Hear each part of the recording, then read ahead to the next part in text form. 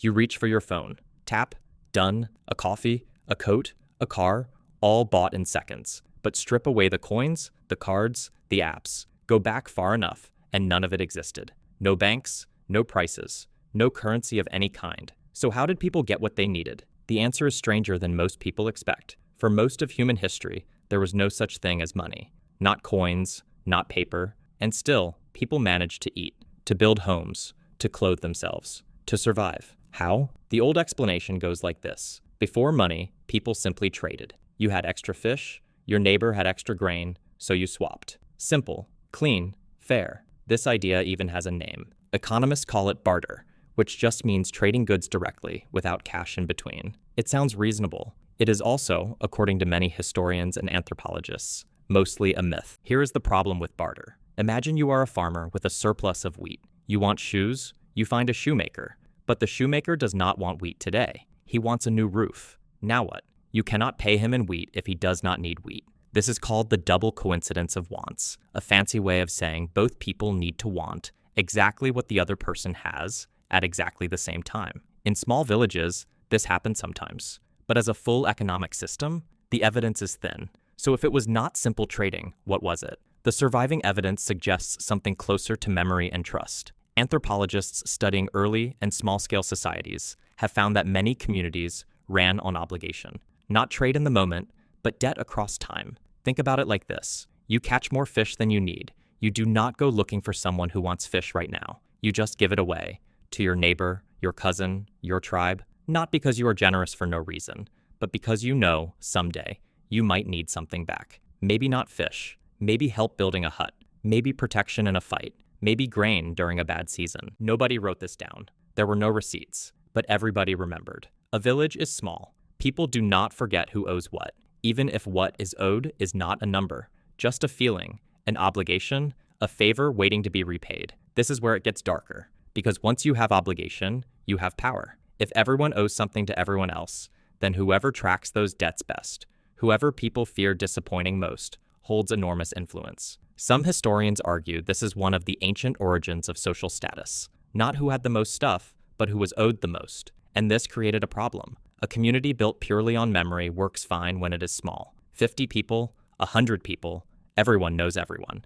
But civilizations grow. Villages become towns. Towns become cities. And in a city, you cannot remember everyone's obligations. Strangers trade with strangers. Memory breaks down. So people needed something else. Not trust, not memory, a record. This is where things like clay tablets come in. Flat pieces of dried mud, some of the earliest known writing surfaces. Archaeologists have found ancient tablets used to record who owed grain, to whom, how much was borrowed, when it was due.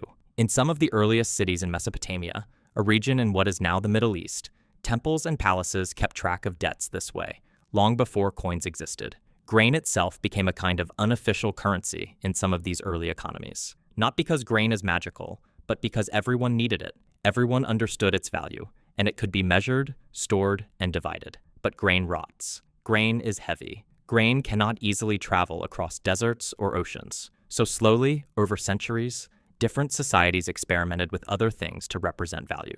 Cattle in some regions, cowrie shells in others, a type of small ocean shell used as currency in parts of Africa and Asia. Salt, valuable enough in some ancient economies that soldiers were sometimes partly paid in it, which is one theory behind the origin of the word salary. None of these were money exactly as we think of it today. They were tools, ways to solve a growing problem. How do you track value and obligation between people who do not know each other, across distances too large for memory alone?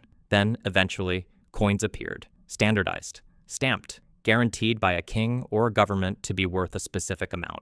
This did not happen all at once, and it did not happen the same way everywhere. But once coins existed, something changed permanently. For the first time, value could be trusted without trust. You did not need to know a stranger's reputation. You did not need a village's memory. You just needed a piece of metal stamped with a symbol everyone agreed to believe in. That belief is the strange part. A coin is not valuable because of the metal alone. It is valuable because enough people agree it is. The same is true of the money in your bank account right now. It is mostly numbers on a screen, backed by trust in a system, not by gold in a vault somewhere. In other words, money did not replace the ancient system of obligation and trust. Money became a more portable version of it.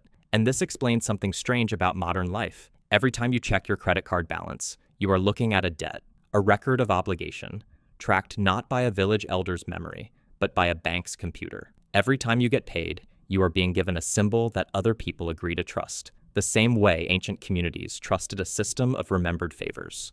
The technology changed completely. Clay tablets became ledgers, ledgers became bank databases, coins became cards, and cards became taps on a screen. But the underlying idea has barely changed at all. Value is still, at its core, a shared belief in who owes what to whom. This is also why debt feels so personal, so heavy, even today. It is not just numbers. Somewhere underneath modern banking is an ancient instinct, the same one that made early humans track obligation instead of goods. Owing someone money still feels like owing someone something deeper, because for most of human history, it was. So the next time you tap a card, or send money with your phone, remember what you are really doing. You are not just moving currency. You are participating in a system of trust and obligation that stretches back before writing, before cities, before coins ever existed. Long before anyone invented money, humans had already invented the thing money was built to represent, the memory of what we owe each other. That idea is still running underneath everything you buy today. You just cannot see it anymore.